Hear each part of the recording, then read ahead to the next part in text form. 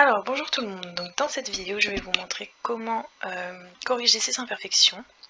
En l'occurrence ici ce sera des boutons. Donc pour ce faire je vais utiliser le logiciel PhotoFiltre 7 qui sera disponible dans la barre de description juste en bas avec le lien de téléchargement. Donc c'est un logiciel qui est gratuit et qui est très simple à utiliser. Donc je vais vous montrer comment faire.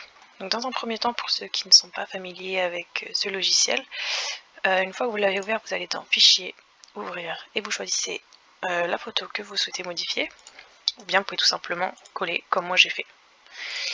Donc dans un premier temps, on va utiliser l'outil doigt qui est juste ici, et on va se rapprocher un petit peu plus pour savoir qu'est-ce qu'on va modifier. Donc ici vous avez le rayon, donc c'est la taille de votre curseur tout simplement, et la pression c'est la modification, l'intensité de la modification. Par exemple si la pression est au maximum, ça va aller très vite pour modifier. Alors que si j'ai une pression plus petite, ça va mettre plus de temps à se flouter. Mais plus on a de pression, moins ce sera précis. Donc ça nécessite quand même de s'adapter. Pareil pour le rayon, si on prend un rayon très grand par rapport au spot, ce ne sera pas forcément précis. Moi je conseille dans un premier temps, si on part sur celui-là, voilà, de faire quelque chose un petit peu plus petit que le bouton en lui-même.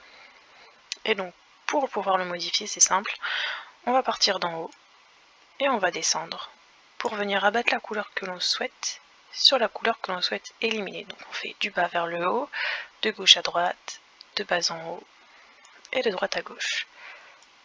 Et on fait ça un petit peu partout, comme une sorte de cercle en fait, pour venir modifier tout ça.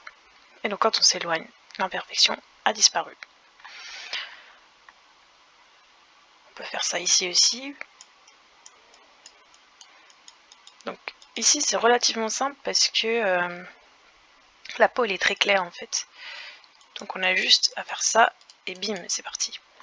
Dans une zone ici qui est un peu plus tachetée, un peu plus foncée que le reste du visage, ça peut être un petit peu plus compliqué de modifier ça, donc je vais vous montrer une autre technique. Par exemple sur cette zone ici. Donc là ce qu'on va faire c'est que, vu que la zone est un petit peu plus foncée, on va la recolorer tout simplement. Donc on va prendre le petit pipette qui se trouve juste ici. On va sélectionner la couleur de la peau qui nous intéresse et qu'on va retrouver en haut à droite. Par exemple là vous voyez c'est plus foncé, là c'est la couleur de la peau. On va venir prendre l'outil pinceau. La taille, il faut qu'elle soit assez précise. Donc là par exemple moi j'ai pris cette dimension là. Et on va venir mettre des coups de pinceau un petit peu partout. Et pour que ce soit plus naturel, on reprend l'outil pipette. Et on va reprendre la couleur ici parce que la couleur va évoluer en fonction de l'endroit où on se trouve. Même si ça semble pas forcément différent au niveau de la couleur, ça peut quand même jouer. Donc une fois qu'on a fait ça, on va prendre l'outil pinceau. Donc là je trouve que le filtre est beaucoup trop gros, le rayon pardon beaucoup trop gros, donc je vais diminuer. Voilà. Et le principe est le même, on va venir étirer la couleur. On va la fondre à celle qui est juste ici pour que ce soit naturel. Et on va venir voilà, tout simplement rabattre la couleur. Et la fondre.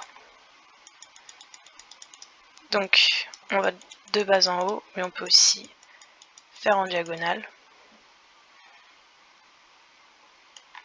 Donc là si on regarde, on voit que la couleur se modifie un petit peu. Et donc on va faire ça à la fois par le haut, à la fois ici par le bas, à droite et à gauche. Le but c'est de rejoindre le centre ici. Parce que les couleurs ici ne sont pas les mêmes ici. Donc l'outil c'est le même, c'est pipette. Voilà.